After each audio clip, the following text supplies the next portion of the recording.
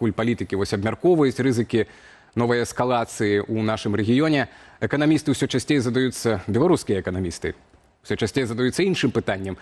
Ці вытрымае беларуская эканоміка яшчэ адзін год вайны на вычарпанне? На гэтым тыдні ў Беларусі чарговы раз падаражэла паліва.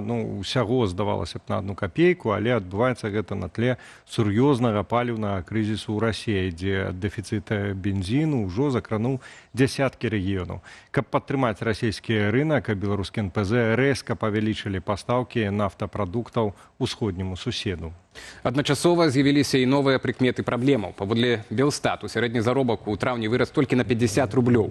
Менш за ўзровень гадавой інфляцыі, а шэраг буйных беларускіх лагістычных і транспартавых праектаў у Расіі, на якія Менск рабіў стаўку пасля страты еўрапейскіх рынкаў, фактычна замарожаныя або развіваюцца значна павольней за планы.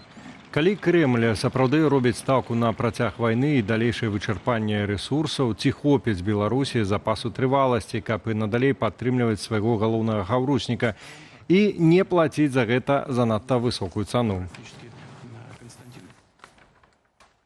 Аліса Рыжычэнка, прадстаўніца аб'яднанага пераходнага камітета па эканоміцы і фінансам з намі на відэасувязі. Вечар, добры вам, спадарня Аліса. Добры вечар. Добрый вечер. Так, пачнем бадай ад этой 1 капейкі. Здавалася толькі 1 капейка, але гэта павышэнне бензіна, але гэта адбываецца на фоне гэтага крызіса ў Расіі. І раней, калі ўлады павышалі так на 1 капейку, яны казалі, што в цэлым павысіцца на 15 копеек цягам 15 ці колькі месяцаў, па-моему, год так адзін раз павышалася. Да? Цяпер улады не паведамілі, да якога моманту будзе ісці павышэнне. Вы лічыце гэта выпадкова, не выпадкова? Будзе далейшае павышэнне?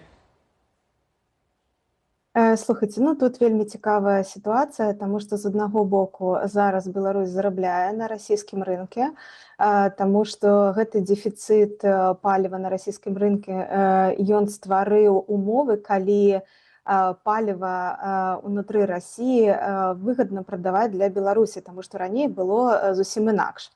І зараз амаль што ўвесь гэты экспорт можа ісці паліва і нафтаперапрацоўчых прадуктаў ісці ў Расію. Але гэта кароткатэрміновы такі поспех для Беларусі, таму што з аднаго боку Беларусь можа зарабляць на расійскім рынке, але з іншага боку мы ўсё ж знаходзімся ў вялікай залежнасці ад Расіі, таму што мы непасрэдна у Расіі пакупаем нафту, і гэтую нафту пакупаем танней, калі нам гэты прыбытак дае тое, што нафта каштуе танней у параўнанні з міравымі коштамі, і якраз тое, што мы перапрацоўваем, мы прадаем зараз па больш высокім коштам на тым жа расійскім рынке.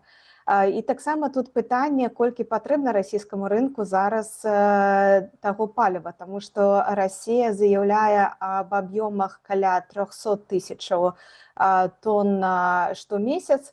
Гэта патрэба, якую яны чакаюць, што Беларусь будзе пастаўляць, але насамрэч працоўныя магчымасці і прамысловая магутнасць у Беларусі дазваляе вырабляць каля 350 тысяч тонн штомесяц.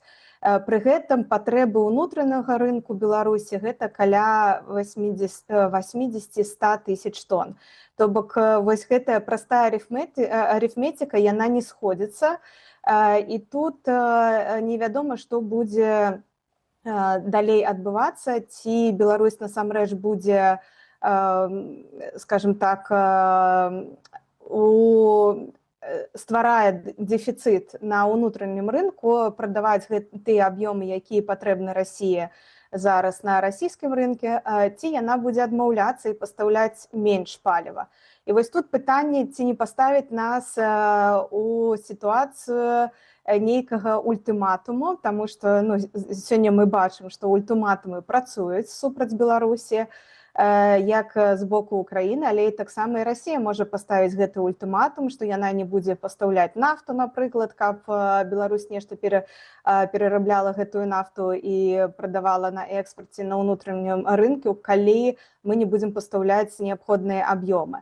І, канешне, любы дэфіцыт, які будзе стварацца на ўнутраным рынку, нягледзячы на тое, з чаго гэта будзе стварацца, ці з таго, што мы будзем прадаваць у Расіі тыя аб'ёмы экспартныя, ці мы будзем гэты экспарт весці ў іншыя краіны, напрыклад, у Кітай ці ў Азію, але ўсё ж сам гэты дэфіцыт, ён будзе ствараць умовы, калі кошты на паліва будуць павышацца ўнутры краіны.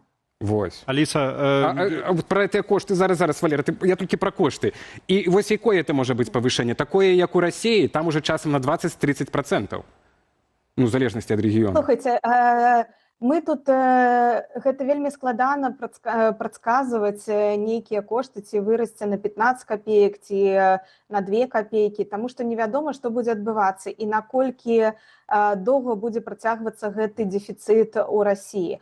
Як хутка будуць рамантаваць тыя НПЗ, якія былі павреждзены у Расіі. І таму тут будзе залежаць ад таго, наколькі будзе доўга працягвацца гэты крызіс паліва ў Расіі, таму што ад гэтага залежыць непасрэдна тое, наколькі доўга Лукашенко зможа прадаваць гэтае паліва ў Расіі па тым коштам, па якім ён зараз прадае.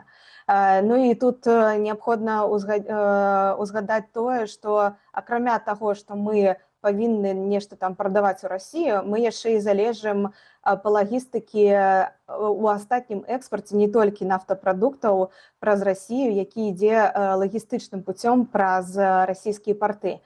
І тут гэтая поўная залежнасць ад Расіі ў лагістыкі, у рынках збыту, гэта ўсё будзе насамрэч перакладацца на плечы спажыўцоў беларускіх унутры краіны. Аліса, паслухайце, не ведаю, адкуль у вас такая нерашучасць у прагнозах наконт таго, ці будзе прадаваць больш Лукашенко бензіну, альбо, можа, неяк на ўнутраным рынку. Дастаткова ўзгадаць летась сітуацыю з бульбай, калі расейцы елі, а мы перабіралі гніллё на крамных паліцах. Паслухайце, у сітуацыі, калі ўсё-такі пастаўкі, ад якіх сапраўды Беларусі вельмі моцна залежыць, наўпрост залежыць ад паставак нафты з Расіі, незалежна ад таго, ці гэта будзе шантаж з боку Крамля, ці гэта раптам узгараць яны, як гэта часта апошнім часам бывае з нафтаправодамі, з НПЗ расійскімі, раптам там нейкім чынам штосьці бахне, і вось гэтыя пастаўкі перарвуцца. Што тады чакае беларускую эканоміку? Беларускую эканоміку чакае калапс, таму што шмат вытворчасці насамрэч працуюць толькі за кошт таго, што мы пакупаем гэтую танную нафту і вырабляем з яе потым нафтапрадукты. Гэта датычыцца як нафты, так і газа. Гэта датычыцца. Таму вось гэта, і плюс да таго баланс нашай краіны, ён таксама залежыць ад расійскіх субсідый, якія прыходзяць да нас за кошт гэтага разліку на розніцы ў коштах на нафту.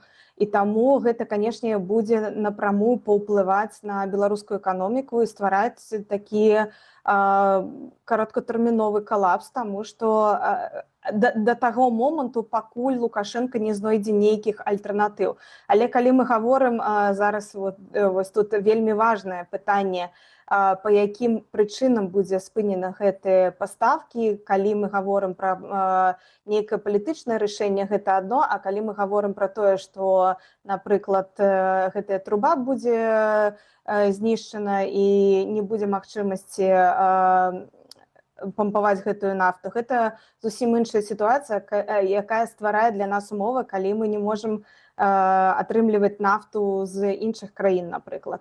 І гэта вельмі складаная сітуацыя для беларускай эканомікі. Яна будзе паўплываць амаль на ўсе прадпрыемствы перапрацоўчай прамысловасці.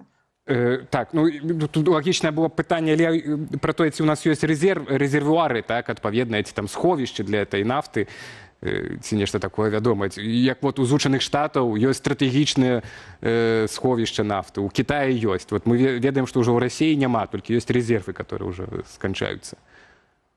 Насамрэч я не магу зараз адказаць на Так. гэтае пытанне, таму што у мяне няма дадзеных апошніх па гэтым сховішчам. Так, таму вось я задам наступнае пытанне датычна такога больш прыземленай тэмы, так што заробкі на 50 рублей толькі сярэдні намінальны, так, за травень, это менш за інфляцыю. Ну і ўжо вы раней паведамлялі ў нашай студыі, і мы маем дадзеныя па ВУП, это каля 1% роста, так, это амаль стагнацыя эканомікі ў Беларусі. Ну і эксперты кажуць, што вось як бы вайсковы вось гэты драйвер, ён ужо все спыніўся, уже столь дасягнутая эканомікі беларускай па падтрымцы вось гэтай вайны ў Расіі, і Расія ўжо больш грошай не мае, таксама астуджае сваю эканоміку, адпаведна вось эту столь мы дасягнулі. Але Расія пры этом, Владимир Путин кажа, што мы хочам, готовы воевать далей, так?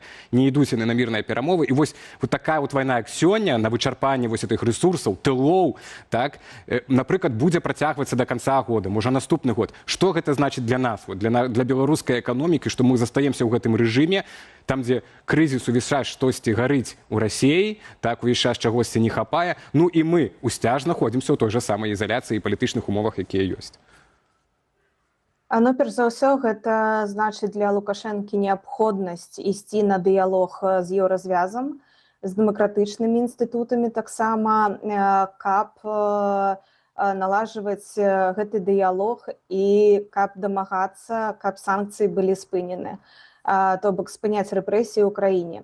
Таму што іншага пуці няма, калі у цябе эканоміка краіны залежыць ад аднаго рынку збыту, залежыць фінансава ад адной іншай краіны, якая фактычна з'яўляецца аднім інвестыцыйным істочнікам для твоей краіны. Гэта ўсё прывядзе да таго, што першае, тое, што будзе вырабляцца у беларускай прамысловасці, гэта будзе ісці ўсё на склад. І мы гэта бачым зараз. Больш за таго, перапрацоўчая прамысловасць зараз паказвае скарачэнне амаль што на 3,5%. Пры гэтым,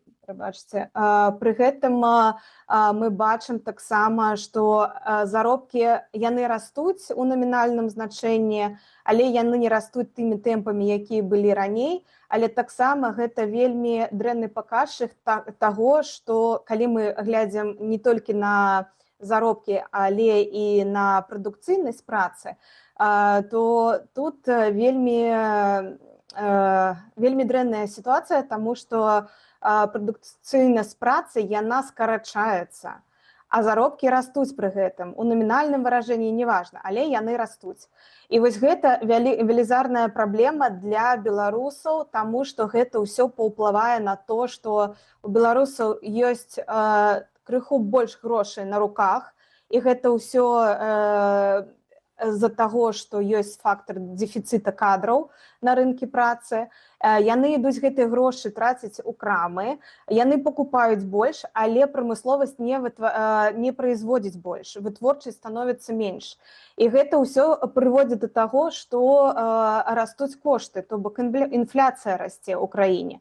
І з іншага боку, калі у цябе скарачаюцца аб'ёмы экспарту, таму што у цябе толькі адзін рынок, які скарачае попыт асабіста на гражданскую прамысловасць, таму што тое, што датычыцца ВПК, мы тут не будзем бачыць скарачэнне прамысловасці. Мы, мабыць, пабачым толькі скарачэнне, зніжэнне коштаў, якія яны плацяць за гэтую прамысловасць.